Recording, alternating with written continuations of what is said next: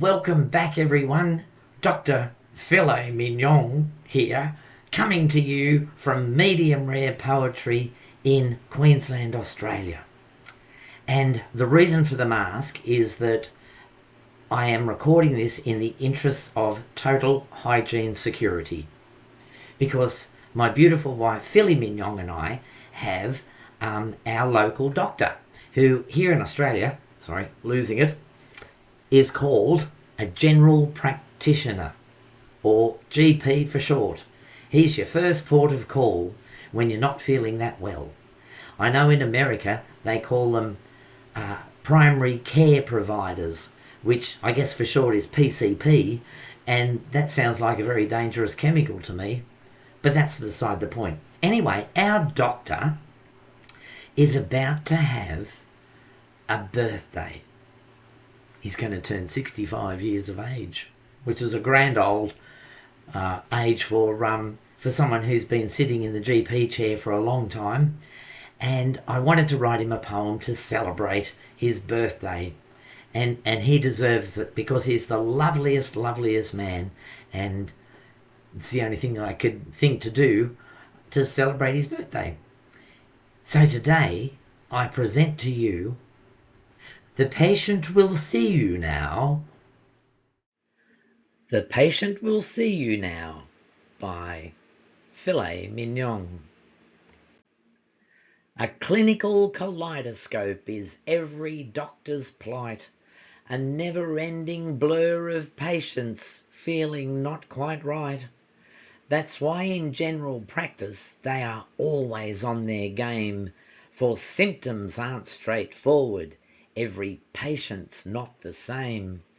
Us humans are constructed using old and dog-eared plans, with many permutations, for diversity is grand. When human engineering suffers varied forms of rust, it's off to see the doctor as the only one to trust. A doctor's brain is bursting with a knowledge overload. The years of endless training would see mortals' heads explode. Exams of healing theory give our medicos their flair until they take to sitting in the general practice chair. The tawdry, tacky treadmill of the ailing population could make a doctor advocate the law of mass castration. The customers bring with them a miasma of infection. The office atmosphere becomes a microbe insurrection. With coughs and colds and runny nose, the misery appalling, and that is such the doctor's lot. Is this a noble calling? Arthritis, spondylitis, dermatitis, laryngitis, meningitis, hepatitis, sinusitis, cellulitis, thrombosis, asbestosis, vaginosis, weird psychosis, some osteoporosis, and White Death, tuberculosis. Lice and ticks and ringworm with some nerves that have been bunched, and all of this presented just before it's time for lunch. Indigestion, migraine, menopause and restless legs, stones in every bladder, sunburn, shingles, wilting eggs, delirium, concussion, constipation and diarrhea, and that's just how Doc's feeling after treating gonorrhea. The kids are flecked with measles, chicken pox and swollen mumps. Their parents, anti-vaxxers, should have consequential thumps. But then there are the challenges of very rare diseases, where microscopic samples are extracted using tweezers. Now, doctors don't know everything, despite what you might think. They diagnose the obvious, but you might need a shrink. They're like a border collie, herd you in the right direction, and chase you off to specialists for more intense inspection. Your body is a seething pool of latent abnormalities, the likes of which require focused curative modalities. The doctor is the hub attached to all these different spokes, translating information to explain to us dumb folks. The general practice surgery is where they deal the drugs.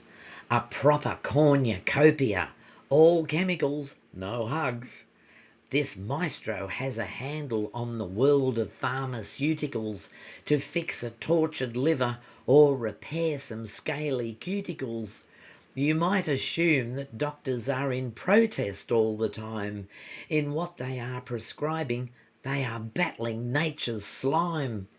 Antivirals, antifungals, and some antihypertensives. Antihistamines will leave you feeling less offensive.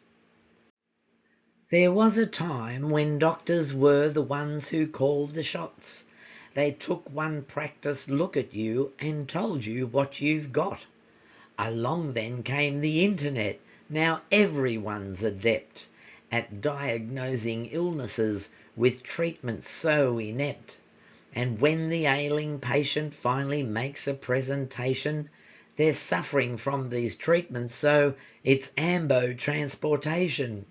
There's healing by the zodiac describing just what pains us, but then you wouldn't understand your arsehole from Uranus. Unsocial media influences all the latest trends in body realignment to keep up with all your friends.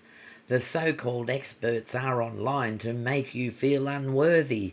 Unless you use their wonder cream, now you've contracted scurvy. The guarantee of money back evaporates quick smart.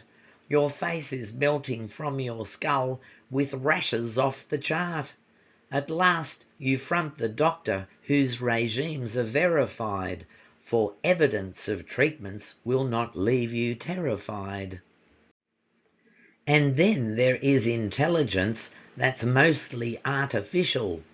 Consult its massive data banks for answers superficial. To get the best advice from Grok, you have to be specific, for sloppy inputs will result in therapies horrific. You could be diagnosed with dreadful allergies to food.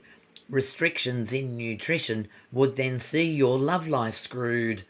Beware this handy modern tool, potential negligence. You need to have discernment and your own intelligence. Your doctor treads a narrow path as in his hands you place the chance to lead a healthy life. He is your saving grace. You may be feeling seedy with discomfort and despair, and crave a modern miracle. You lay pleading at his chair. This curative confessional is where you seek release. Your penitence is take your meds and find some earthly peace. At times the doc is overwhelmed with worry and concern, for he does love his patients and he knows that you'll return. Living in Australia, we are prone to first world ills, mostly self-inflicted by pursuing selfish thrills. The doctor's not judgmental, for you are his bread and butter. Discreetly, he just shakes his head, sometimes is heard to mutter. Thank goodness new technology is now more than a whisper, for genome alteration will be coming due to CRISPR. A tweaking of your RNA will ward off all your woes. No more the dreadful maladies that see you indisposed. It's now our doctor's birthday. Long retirement is near. He's seen it all and heard it all for over 40 years. He's lanced too many boils and corrected brewers' droop, extracted pus and mucus wading in sebaceous soup. And all through that our doctor is our 15-minute friend. We bathe in his compassion and his laughter has no end. So what to give a doc who's battled every viral villain? Not chocolate, wine or flowers, just a shot of penicillin. Well, happy birthday, Doc. I hope you like the poem, and I think we should all celebrate doctors all around the world and nurses and all healthcare providers, because without them we'd be just a puddle of pus on the floor, sort of. So anyway, I hope you enjoyed the poem, and please like, share and subscribe, and leave a comment if you would, and press the notification bell so that YouTube can tell you when another one's coming. In the meantime, let's hear it for our doctors, and I'll say bye-bye for now.